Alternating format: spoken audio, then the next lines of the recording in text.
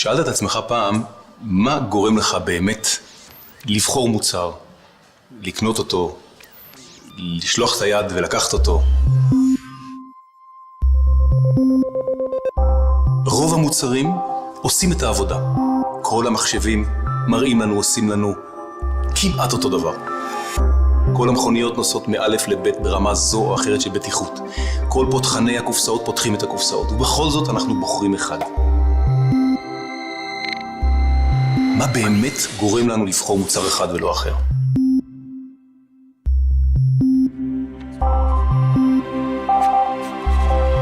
היחס שלנו למוצרים דומה מאוד ליחס שלנו לבני אדם. יש בהם משהו בסופו של דבר בלתי מוסבר. אתה לא יכול באמת להסביר למה אתה אוהב מישהו, למה מישהו נעשה בן זוג שלך, למה מישהו נהיה חבר שלך, את מי אתה מכניס הביתה, עם מי אתה בוחר להמשיך לחיות, להמשיך להיפגש. מה שגורם לך להתאהב, מה שגורם לך לשלוח את היד ולבחור איזה מוצר ולהפוך אותו חלק מהחיים שלך, הוא משהו שקצת קשה להגדיר אותו. הוא בא בנוסף, והוא תפור בתוך כל אותה מערכת מאוד מורכבת של היבטים. מעצב תעשייתי חייב להיות אחראי על כך שכל ההיבטים האלה יטופלו. בסוף זה לא מעניין אף אחד כמה קשה זה היה, כמה יקר זה היה, שקו הייצור לא התאים ושהארגונומיה הייתה כזאת ושצריך להתאים את זה לאנשים גדולים ולאנשים קטנים ושבסין זה ככה ובארצות הברית הם רגילים למשהו אחר. בסוף אתה צריך להסתכל על המוצר ולהגיד, את זה אני אוהב, את זה אני רוצה.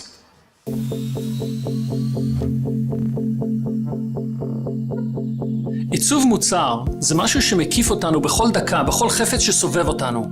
זה עולם גדול, מרתק, מאתגר. היום, בכל תחום תעשייתי יש המון טכנולוגיה והנדסה, ומעצב חייב להיות שותף מלא בתהליכי הפיתוח של המוצר. בסוד 20 לקחנו מוצר ששייך לתעשייה המסורתית, שהמיקוד סביבו היה איך לייצר אותו יותר זול, יותר יעיל, ולא כל כך היה חשוב איך הוא נראה. אבל זה לא מספיק טוב היום. וכדי לזכות במקום, בנדלן הכי יקר בעולם, שזה השיש במטבח, אנחנו צריכים עיצוב נפלא. לא טוב, נפלא. המעצב חייב להיות חלק מהתהליך מההתחלה ועד הסוף, ורק כך אפשר ליהנות ממכפיל כוח ולנצח בשוק. תעשייה שרוצה להצליח כלכלית חייבת להשקיע בעיצוב. אלו שכבר עשו זאת קוצרים היום רווחים משמעותיים. המעצבים הישראלים ידועים בכישרונם וזוכים להצלחות בכל העולם.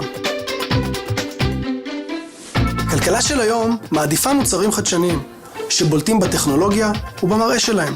לכן, אנחנו במשרד התמ"ת מפעילים תוכניות לקידום הנושא באמצעות הסוכנות לעסקים קטנים ובינוניים.